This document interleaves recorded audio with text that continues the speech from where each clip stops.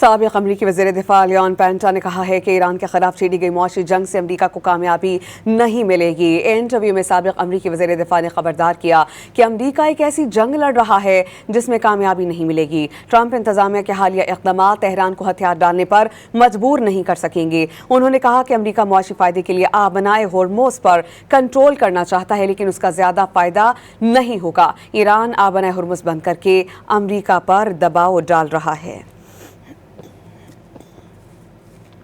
سابق امریکی وزیر دفاع لیون پینٹا نے کہا ہے کہ ایران کے خلاف چھیڑی گئی معاشی جنگ سے امریکہ کو کامیابی نہیں ملے گی۔ انٹرویو میں سابق امریکی وزیر دفاع نے خبردار کیا کہ امریکہ ایک ایسی جنگ لڑ رہا ہے جس میں کامیابی نہیں ملے گی۔ ٹرمپ انتظامیہ کے حالیہ اقدامات تہران کو ہتھیار ڈالنے پر مجبور نہیں کر سکیں گے۔ انہوں نے کہا کہ امریکہ معاشی فائدے کے لیے آبنائے ہرمز پر کنٹرول کرنا چاہتا ہے، لیکن اس کا زیادہ فائدہ نہیں ہوگا۔ ایران آبنائے ہرمز بند کر کے امریکہ پر دباؤ ڈال رہا ہے۔